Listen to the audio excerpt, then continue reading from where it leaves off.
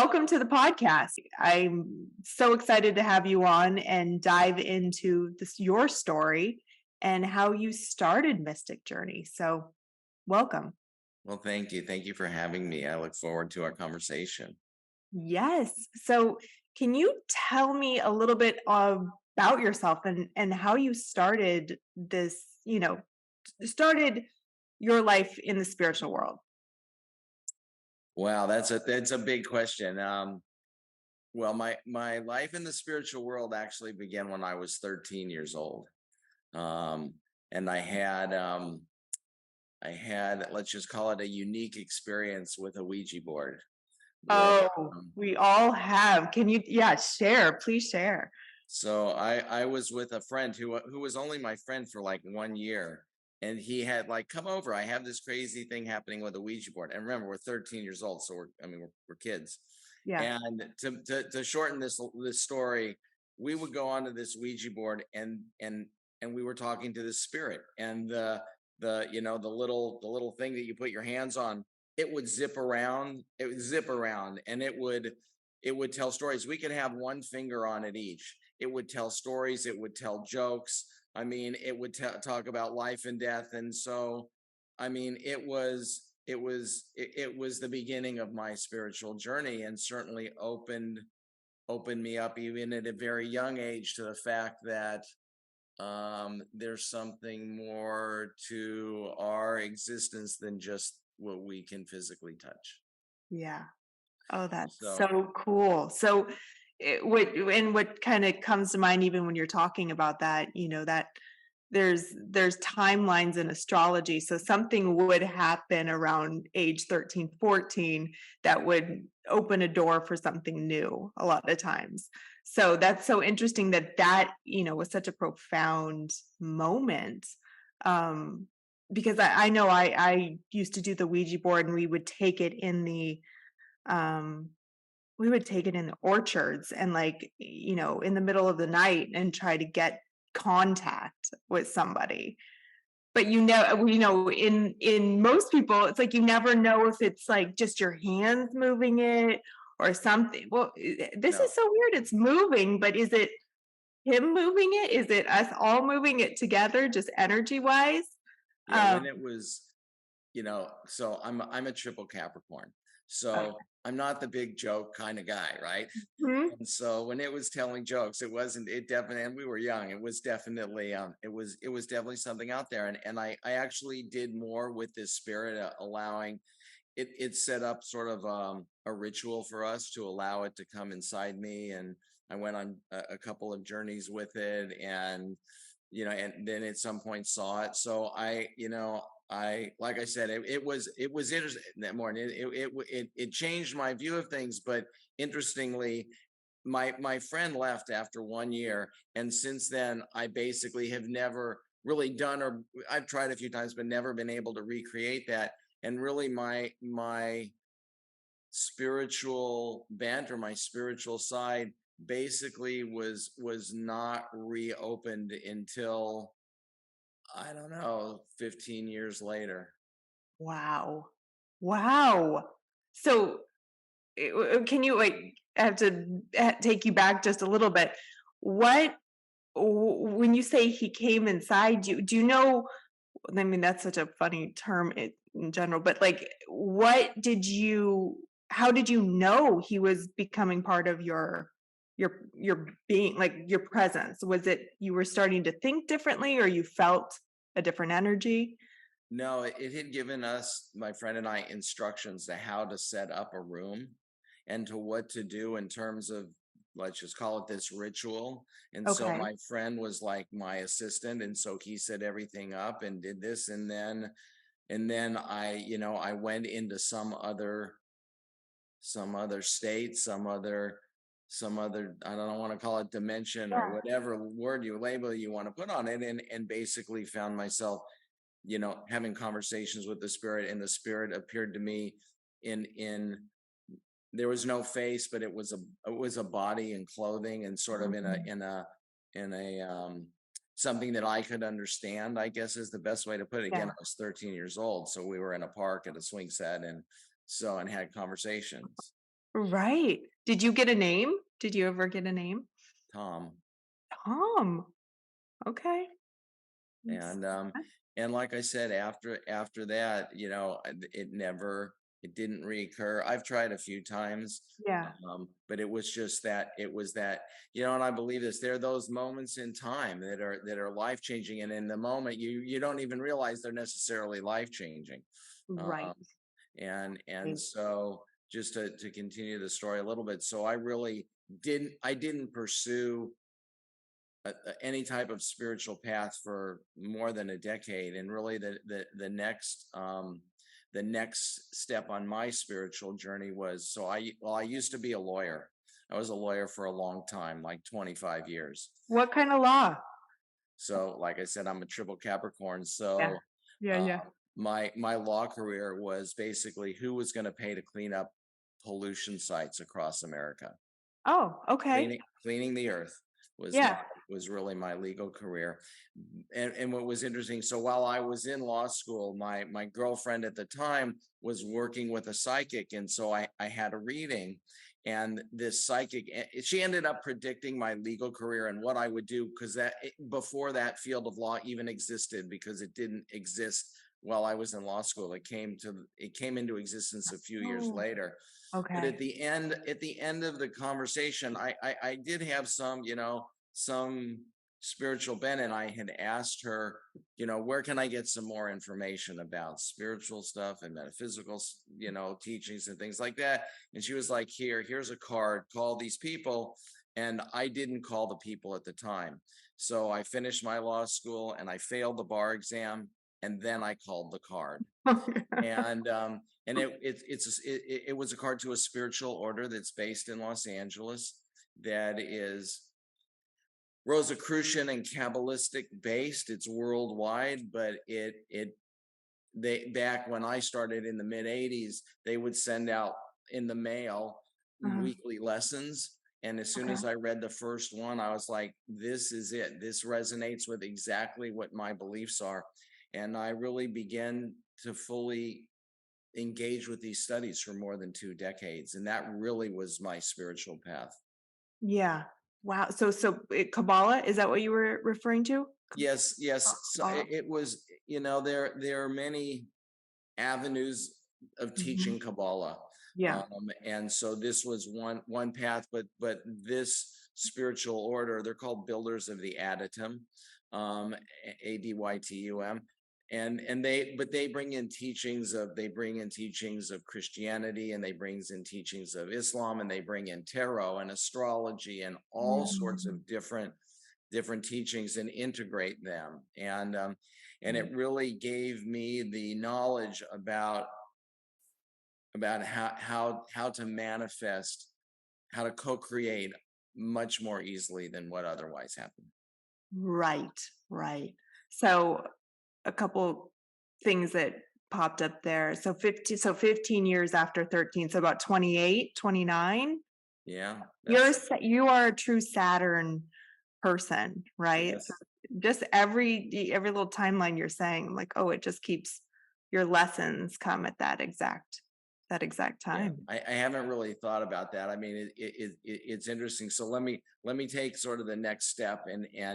then we'll see if that matches up too. So I Yeah. was a lawyer for, as I said, a long time, but I really didn't.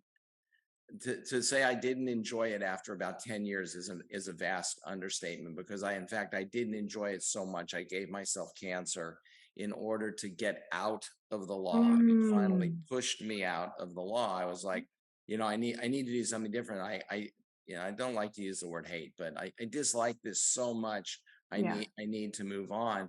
And um and and just sort of finish the story. I mean, they thought they had cured the cancer. They caught it early, and then I did a follow up, and they didn't think they caught it early, and it had spread, and they wanted me to have chemo, and I didn't do that. I went on a natural course of healing, Mhm. and it was during that healing time that I decided to open Mystic Journey and change my life. Oh, wow. So it's so interesting when you're talking, because I've always said if that was ever going to be something that came into my life, I would be like, okay, I'm good. Whatever the outcome is, totally fine. I do not want to do chemo. I don't want to do any of that. So, and it's rare to hear somebody say that they didn't do it. So what type of cancer was it? So I had testicular cancer. Hmm. So And did you just have did you have any surgeries, or did you just, you did? yeah, I had a surgery. And again, they thought they like stage one, you're good. Just do a follow up, scans and this and that. And Right. then on my first one, they're like, something's wrong. It's in your lymph nodes. And actually, so at the time, my best friend, who's still my best friend, was my internist, my regular doctor. And he's like, you've got to have chemo. He's a super scientific guy. No. And I was like, I can't do that. It just intuitively, it didn't feel the right thing for me. And he's like, after back and forth, he's like, okay, let's make a deal. He's like, you do your foo natural healing stuff for 90 days and we'll test again. And I'm like, deal. And Mm. so I put together a team of healers, an energy worker and a body worker and an acupuncturist, a Mm. regular therapist, and started working with this team. And I tested again at 90 days, and all the abnormalities had shrunk 50%. Wow. And so then I worked out the other deal, like, do I get another 90 days? And my friend said, well, yes, I guess you get that. And by another 90 days, the abnormalities had gone away completely.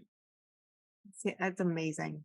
I mean, that's what, in my mind, and most healers, who are out there, it's like that's the purpose of natural healing, and the idea of, sending, even if it's just this light energy to tumors. They've done a lot of studies with that as well. I've read books where they do studies with people who have cancer, and they're just light energy and just purifying those cells, and it can change the molecules. It's just fascinating to me.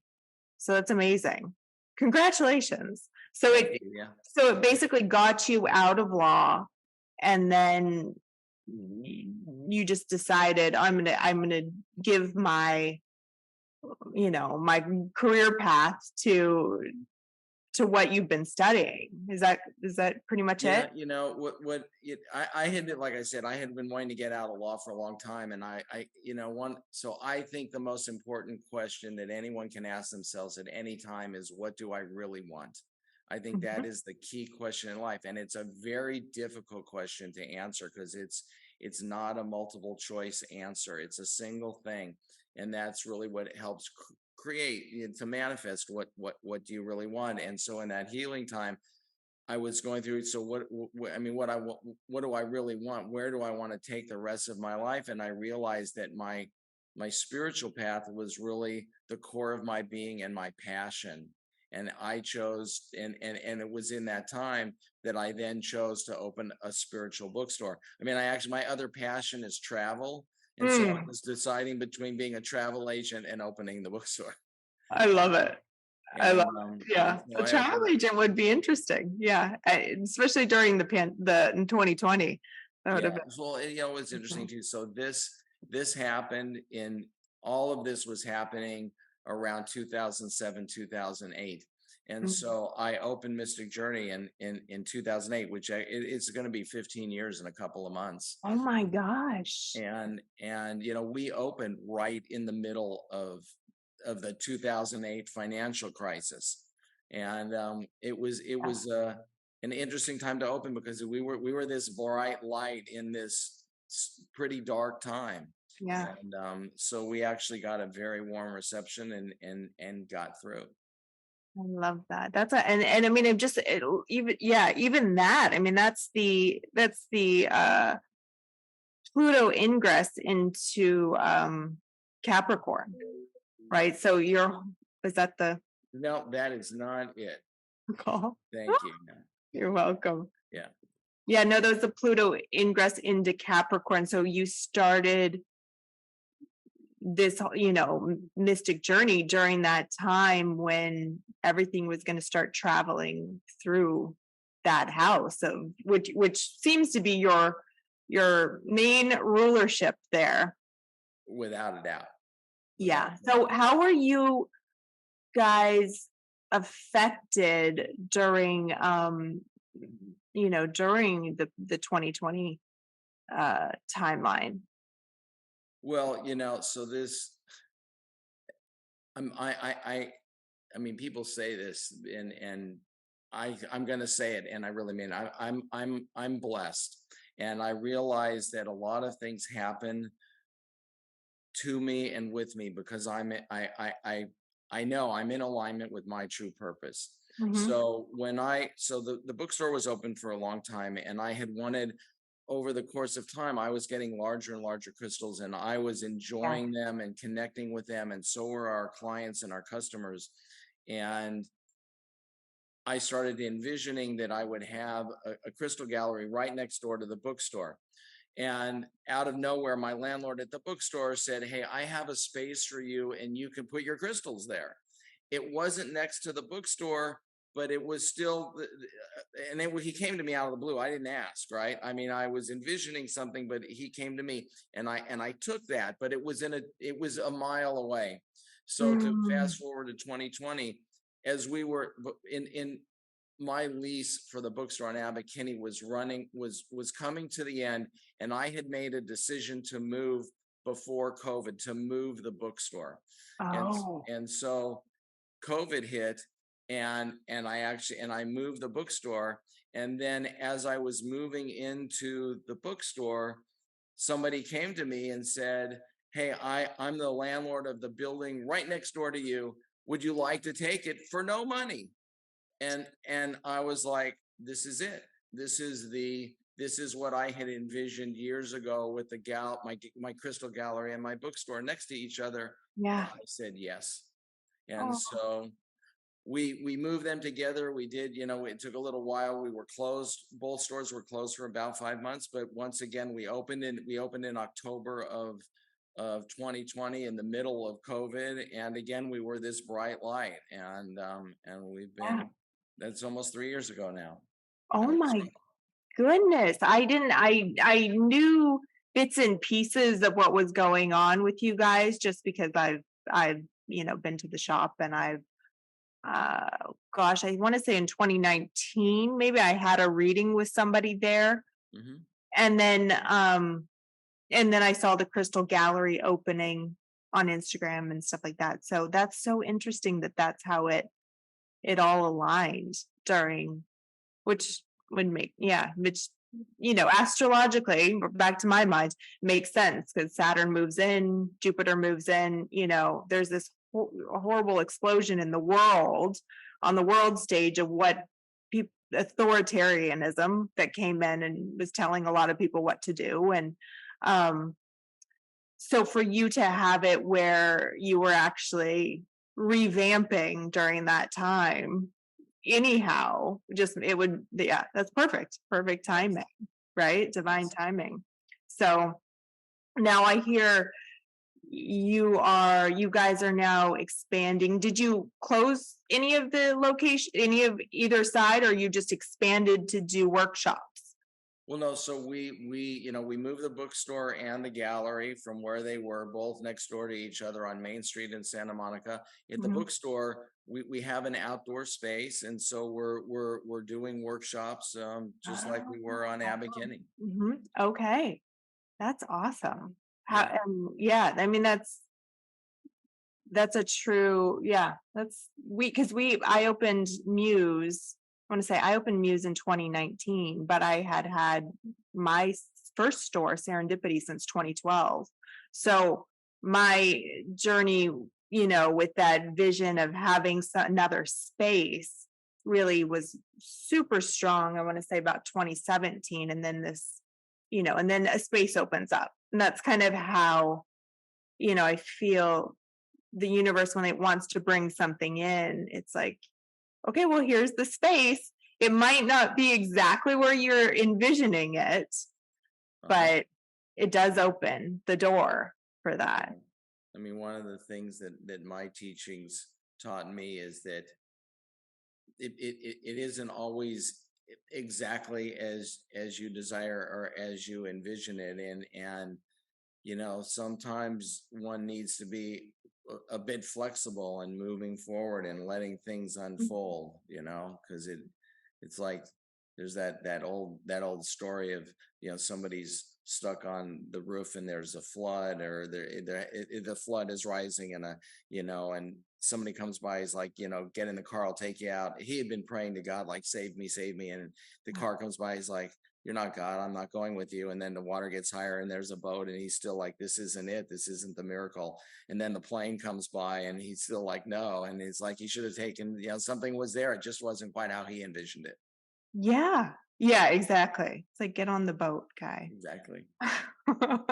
So would you say that, because I know at like Abbott, Venice, Santa Monica, that whole area was hit pretty hard with um just rioting and stuff that was happening in 2020. Were you guys affected by any of that at all? No, the area that really got sort of hit was in Santa Monica, in a different area of Santa Monica, and where we were, there was a little bit, but we weren't really open yet. And so we were Mm, okay. I do remember that our gallery on Lincoln, there were marches down the street right. past the gallery, and so I do remember that. I do remember boarding up, but we were fortunate enough that we had no negative impact. That's amazing. You got, I mean, very lucky. I know there was it was like a crystallarium. I mean, just because this or the LA community as big as it is, there's all these different crystal shops, and it's like everybody starts to know, oh, them and them and them. But yeah, I know they took a pretty big hit during that time, and so Yeah, that's great that you guys were I've spared. been, like I said, I feel very watched over. I guess Yeah, is the best way to put it. yeah, yeah. What and it could, and it sounds like your spirit that visited you even young. Yeah, there's something Yeah, protecting and I everything don't, around you. as you said, I mean, we have intuitive readers at Mystic Journey, and I don't do them. I don't get readings very often at all. It's very very rare, actually. But I do remember the few times that I have done it. I don't know if I want to use the word theme, but something that keeps coming up is about angels behind me, and so I'm aware. Oh, love Yeah. that. I love that. Do you have any advice or kind of wisdom to share with anybody who's looking to, open their own business or start their own journey um, in this world I think crystals blew up in, I want to say 2018, 2019, which I know you're aware of. And everybody thought, oh, I could do this. I'm going to do a live. I'm going to do all this stuff. And it was a big trend, if you will. Yes. But for some people it truly is like their life calling and their passion, and and to me it's so important because I feel that each shop and each community just spreads that throughout the community. They spread that healing energy that goes throughout the community, and everybody's affected in a really positive way. So would you have any advice to anybody who's maybe looking to open their own business or start their own journey, especially even bookstores? I love bookstores. I mean, I feel like that is such a hard market. Um, but what kind of made it, yeah, what advice would you have for someone? Well, the first thing is to get a very clear vision of what this person wants. What do they want? What do they want to be offering, and how do they want to offer it? I mean, I've done some consulting, and I'm actually consulting with someone now about opening a store in Portland. And it evolves, but they have a very clear vision of what they want their store, their spiritual store to look like and to offer. And I, I mean, and so look, like I said, I'm a triple Capricorn, so I'm very practical, and so you need to get that vision in mind. But then look, I mean, the person who wants to do this, they've got to make sure. I mean, the number one thing is location, and the number two thing is money, and you Right. just can't get around those things. And so, those are the two things that, the three things that I think one needs to have to begin to travel down that path of creating something new. And the other thing that I would say is to do all the person can to control the doubts that will inevitably creep in, because things will come up that it's a little bit to this, it's a little bit to that, it's a little too Yeah. hard for this, and one has to keep pushing through. And the other thing that comes to mind is, to the extent someone continues to run into roadblocks, to me that's a sign that something's not quite right. It should flow fairly smoothly. And whether it's the space or the money or the people that you are going to end up working with, these things should flow in with general ease. And you don't want to be, and there's a plenty of spiritual teachings about going with the flow as opposed to be the salmon swimming upstream, and I really believe in that. Yeah. Yeah. I mean, and when you're in a flow state, it goes so much smoother, right? It's like Yeah, yeah. for I, sure. we all try and get there. It's like, but it is hard work. I mean, it is hard work. That, that I always say too. It's like not always. Yeah, look, I mean, as I counsel people, I mean, you have to, one has to do it. You have to act. I mean, True. sitting at home meditating is great. I mean, I think it can lead to, really to openings that one would not otherwise have. But if you're going to create something in the physical universe, you can't meditate it into existence. It, 100%. You have to take risk. It's the only Yeah. it's the only way to attain anything in life, really, is to risk. So Risk and act, act. And I mean, look, I'm a big believer in the Nike slogan, just do it. yeah.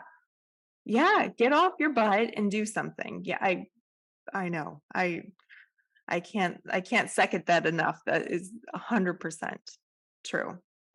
What would you say the book that kind of a book that you can recommend to listeners that is your go-to book or something that really changed your life? Well, so I have a few, but it won't be a Okay. long list. I mean, look, Okay. to me, everyone should read the Four Agreements. I mean, it's a classic spiritual book, and that's always the first book that I recommend.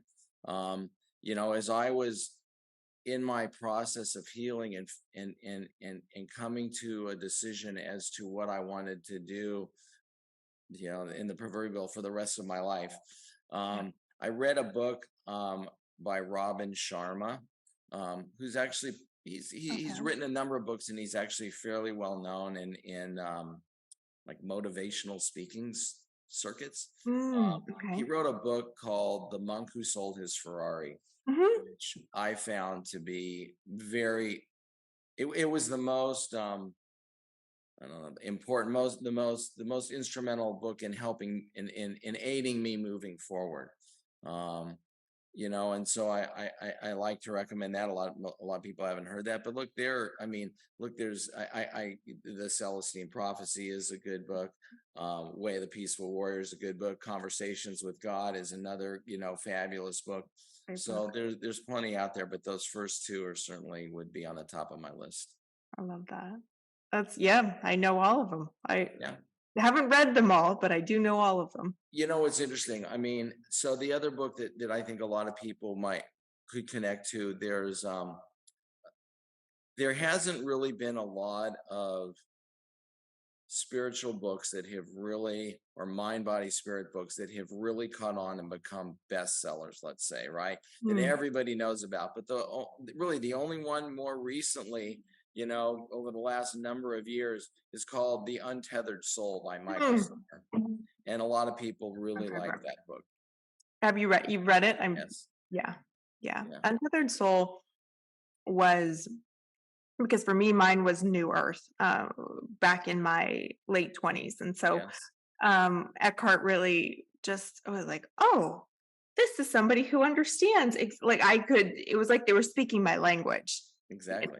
I think when you find a book where someone's speaking your language, it all starts to kind of come together. Oh, thank goodness, someone's telling me this how I need to hear it. And Untethered Soul through my 30s, when I was going through so much with my marriage and just trying to find myself. I think my mid 30s, I was so um not lost, but just really spiritually seeking meaning. There was, I had my own business that was a gift shop, and serendipity is amazing, but but I was having this awakening process that was so interesting to continue to evolve, that I was like, okay, I know some of these principles, but really, how can I put them into a bigger play, and how can I expand my mind? And Untethered Soul really opened, um, for me, it was a sense of freedom where I wasn't so hard on myself, especially during that time. And I don't even know if it's funny because I'll go back and read certain parts of the book if I'm having like a struggling moment. Um, but yeah, that is my go-to. It it is it's a great one. And he did write a follow-up to that book, Life Untethered, I think it's called. Yes. Living And Untethered, I can't remember it, but yes. yeah, yeah, Living Untethered. Well, and there's also that he actually wrote two. There's Surrender Experiment, and Yes, then he recently, within the last, I don't know, 24 months, I think it's called Living Untethered, but yes. yeah, yeah. Not it's funny because not my favorite. Not it was not didn't um, grab hold like the first one. I had the So, same experience. oh, good. Yeah. Good. Yeah. It wasn't just me, No, but for sure. I feel like anybody who's coming into your bookstore or coming into, Muse, you have a bigger selection of books, which I aspire to, because um that was what really started my journeys, was to be able to find books, and to be able to find healers, and to be able to find, tools. How can I find tools that can give me the power to continue to explore um the inner workings of what humanity is, and why I'm here, and what this is all really about.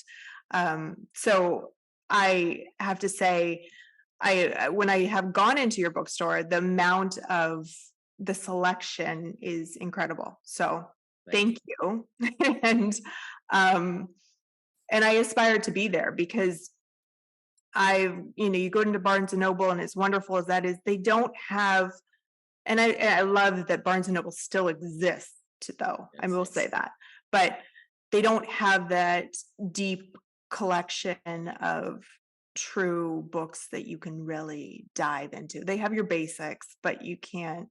I mean, they just don't. They don't cover it. So I have to say, I like your use of the word tools, um, because that's really, when I think of Mystic Journey and what we offer, they're all tools. I mean, whether they're books or they're tarot decks or they're crystals or incense or whatever they are, they're yeah, really tools to aid people in their in in in progressing along their path and pursuing their dreams. And that's really what we're there to, we're there to serve, and we're there to offer these tools to help. yeah. And in closing, what's the future of Mystic Journey? What's the future for you look like with the business? So, it's interesting you asked that, because I had a conversation with someone just the other two conversations on the same topic the other day. which relates to the word happiness. And and we even have a section on happiness. And I think a lot of people are, as like, well, they want to be happy, right? I Yeah. mean, that's sort of, I mean, even in our, whatever it is, the Declaration of Independence, or, it says the pursuit of happiness. And I think people are searching for happiness. Mm, And I've really come to the conclusion that happiness should never be the goal. Because if happiness is the goal, you're never happy getting there, that's right. right? So Oh, that's happiness interesting that you're saying this. Yes. should be the path to the goal. And and then what is happiness? I mean, I've sort of come to a place of um I guess belief. My feeling about that is that it's really a space of fulfillment or contentment. And I'm blessed enough to say that I am right. I'm fulfilled in my life, and I am content. And so, to answer your question, I mean, my desire with the business now is to keep thriving. uh, Mm, and to serve more and more people on a broader basis. I'm not looking to open another store. When I first opened, my vision was to have multiple stores in multiple large cities, and that for not for a- and I actually worked to open stores in Old Town Pasadena, and that never. I got very close a couple times, and it never okay. happened. And again, it's just like, don't fight it. And so right now, I'm very fulfilled and content with what I'm doing, and to, continue to sell particularly our larger crystals to people in further reaches of America and around the world. I love that. That's beautiful. That's yep, to continue to thrive. And I like what you say about um the idea of opening multiple locations and just even touching on that, because I think that the assumption is when you have a successful store, you got to take it to all these other places and open it there, and it's going to be successful there, but it's such a misnomer because it doesn't always work out the same. Well, that's true. And I mean, look, opening. I mean, having people around you that you trust that can handle things is a very very challenging. And when you start to Mm. open more places, then you really have to have that. And I actually took a different path. I mean, it's been a few years now, but I wrote a book. I became an author. So my Oh, book is called The Tiny Book of Big Manifesting, and it was published by Red Wheel Weiser, which is a great yes, publisher. I And know then I them. I started doing life coaching. And so I've expanded personally in different directions rather than opening more stores. Yeah. Yeah, that's what I feel like I've been doing, even though I had that vision for Muse too, where it was like, if I can make this where it's franchisable, because the idea for my store, for Muse, wasn't about so much it being mine. It was more about it being the communities. And so if it gave healers, and what I noticed with healers and different type of readers in the spiritual community is the one thing they didn't have was a strong Saturn that was coming in and putting the books together and knowing how to run a business. It wasn't there, Yeah, right? more airy. Yeah. Yeah, yeah, exactly. So if there was a way for me to build a structure of a business and then franchise it out as a way for other healers and other communities to have a form of income and to have a form of place of community, and for them to take it and build their own communities. That's kind of been my bigger vision. But when you're talking, it's so funny because it's like I don't want to technically just take Muse and open another Muse and say, okay, well, this is my second location. It's like, no, I really would like it to be someone else's. Well, and that's where I've expanded into consulting, and Ah, that's another that's way another of, way to of do it. doing that. Interesting. Now, how did you go about doing that? Did people just start contacting you, or were you put yourself out there? No, people just contacted me. That's great. We've been around enough now, and people know of us, and I think they do their research as to, mind, body, spirit, or spiritual stores, and how long they've been around and things like that. So they've reached out to me. Yeah. And it's great. I mean, and look, I'm totally with you. I mean, to be able to create these environments in different places, I think, will help. It'll help the world.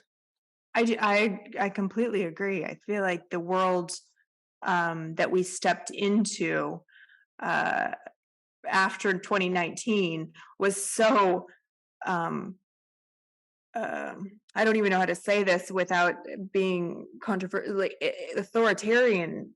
That the darkness came in so strongly, and the fear that came in was like, you've Wow. got to be kidding me. Like, how are this is, and it went against all the teachings that we had taught, been learning for so long. No, I mean, look, I've certainly seen, at least in my stores, before COVID hit, Mhm. and even a little bit before then. I mean, there was a super strong sense of a spiritual community, and we were out in our part on the west side of Los Angeles. I mean, we were an integral cog in that community, and I certainly have seen that that community has taken a hit and has dispersed, and we now are working to bring that community back together, and to build and to build and to recreate, and it's Yeah, happening, but it's definitely taking effort, and is needed.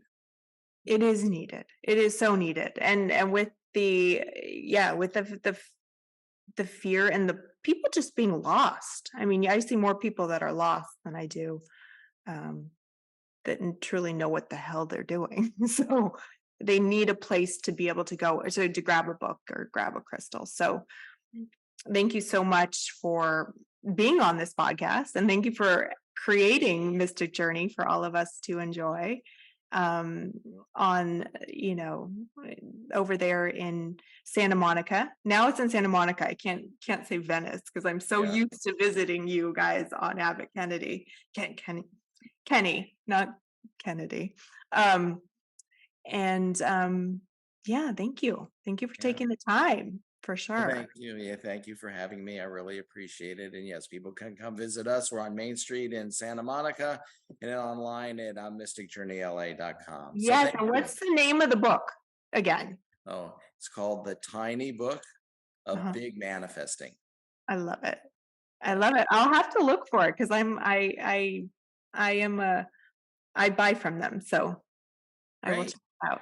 So Beautiful. Well, thank thank you. And you. again, thank you for having me as a guest. I really enjoyed it. Me too. Me too. Thank you.